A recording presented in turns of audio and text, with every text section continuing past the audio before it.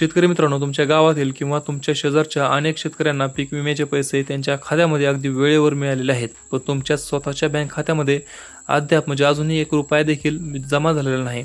अशी तुमची ही मोठी तक्रार आहे का? जर त्याचे उत्तर होय असेल तर आजचा हा व्हिडिओ फक्त आणि फक्त तुमच्यासारख्या लाखो बाधित शेतकऱ्यांसाठीच आहे.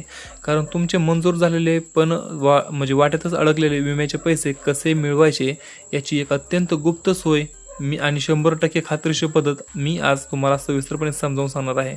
हा व्हिडिओ अगदी शेवटपर्यंत पूर्ण लक्ष देऊन पहा आणि शांततेमध्ये ऐका, कारण यात तुमच्या वर्षभराच्या घामाचे आणि कष्टाचे पैसे लपलेले आहेत. मित्रांनो, अनेकदा असे होते की या खाजगी विमा कंपन्यांकडून लाभार्थ्यांच्या याद्या बनवताना किंवा बँकेचे IFSC कोड आणि खाते क्रमांक टाईप करताना अनेक मानवी चुका होतात, ज्यामुळे शासनाकडून किंवा कंपनीकडून विम्याचे पैसे तर निघतात, पण ते तुमच्या खात्यामध्ये कधीच पोहोचत नाहीत. ते मध्येच कुठेतरी बाउन्स होतात. आता जर तुम्ही ही तक्रार योग्य त्या अधिकाऱ्याकडे आणि योग्य त्या ठिकाणी केली तर तुमचे हे अडकलेले पैसे नक्की किती येणार? तर मित्रांनो, तुमच्या पिकाच्या झालेल्या नुकसानीचा जो काही पूर्ण क्लेम कंपनीने मंजूर केला आहे, ती सर्व मोठी रक्कम तुम्हाला 100% परत मिळू शकते.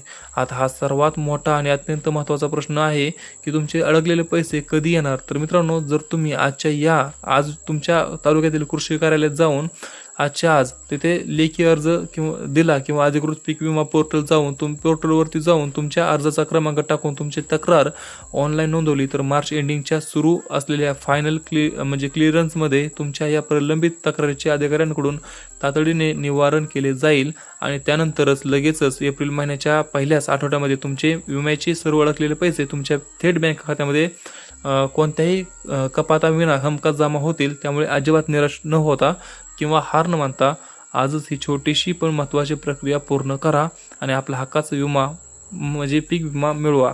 तर मित्रांनो, तुम्हाला काय प्रश्न असेल तर आम्हाला खाली कमेंटमध्ये नक्की विचारा. आपण तुमच्या प्रश्नाचे उत्तर नक्की देऊ.